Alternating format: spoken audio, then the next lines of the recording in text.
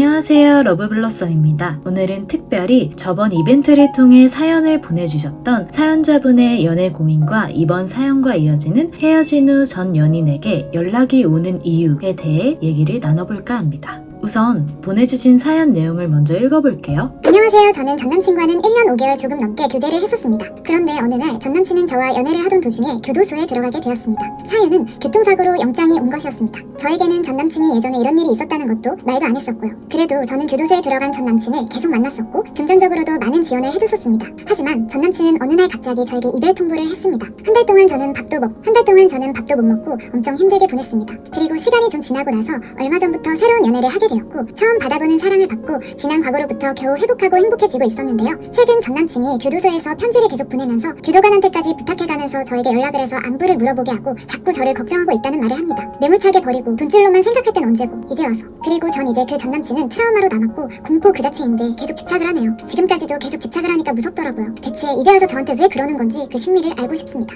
라고 보내주셨네요. 네, 우선 사연자분께서 굉장히 힘든 시간을 보내셨을 것 같아요. 일반적인 경우는 아니어서 더욱 혼란스러우셨을 텐데 정말 다행인 건 지금은 또 어느 정도 극복을 하시고 좋은 분을 만나서 행복한 연애를 하고 계시다고 하니까 한편으론 안심이 됩니다. 그래도 전남친분께서 계속해서 집착적으로 연락을 하신다면 공포심이 더 커질 수밖에 없을 것 같아요. 우선 사연자분께서 궁금한 점이 전남친이 먼저 이별 통보를 해놓고 왜 이제 와서 연락을 하고 붙잡느냐 인데요. 이런 경우는 사실 일반적인 경우에도 많이 일어나는 일이죠. 우선 사연자분의 상황에 맞게 몇 가지 이유들을 알려드리겠습니다. 헤어진 후 시간이 지나서 전 연인에게 연락이 오는 이유는 첫 번째, 가장 힘들었을 때 옆에 있어줬던 사람의 소중함을 깨달은 경우. 후폭풍은 보통 본인이 이별을 선택함으로써 시간이 지나고 난 후에 후회하는 감정으로 많이 발생해요. 즉, 후폭풍은 후회라는 말이죠.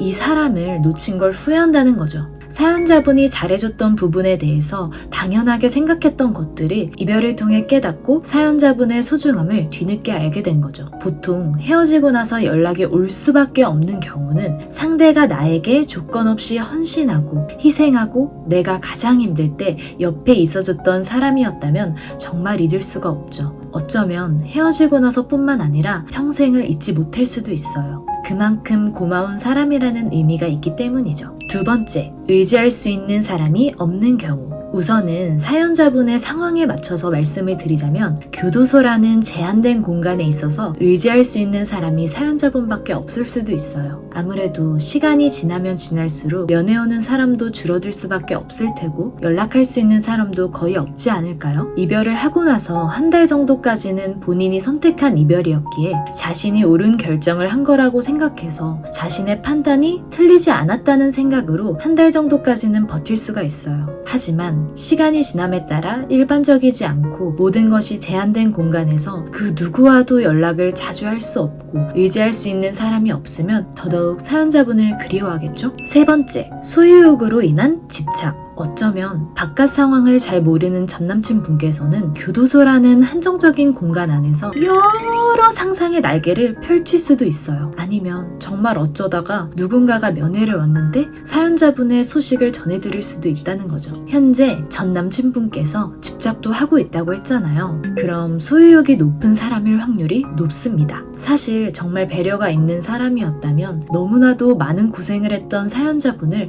그렇게 내치지도 않았을 거고요.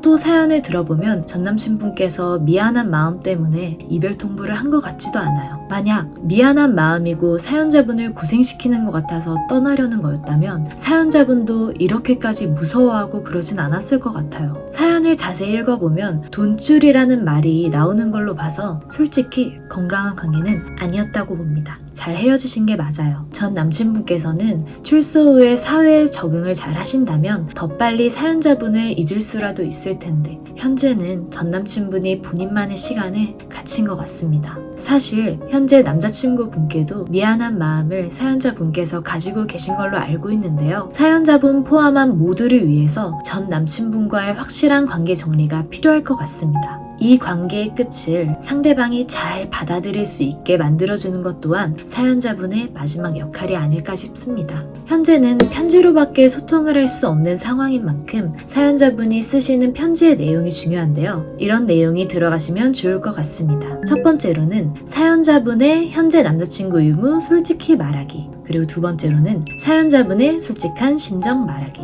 그리고 마지막으로 관계를 이어나갈 수 없는 이유에 대해서도 추가로 적어주시면 좋을 것 같습니다. 오늘 영상이 사연자분께 많은 도움이 됐길 바라며 저희 러브블러썸이 응원하겠습니다. 그리고 지금 시청하고 계신 여러분, 아직 끝나지 않았어요. 이렇게 특수한 경우가 아닌 일반적인 경우도 한 가지가 더 남았습니다. 바로 네 번째, 헤어지고 다른 사람을 만나봤는데 비교가 됐던 경우. 이런 경우라면 사실 정말 괘씸하죠. 날 떠날 땐 언제고 다른 사람 만나보니 깨달았다? 그건 정말 긴말하지 않겠습니다. 하지만 간혹가다 이런 경우도 있다는 점, 여러분 이런 일로 연락이 온다면 아시죠?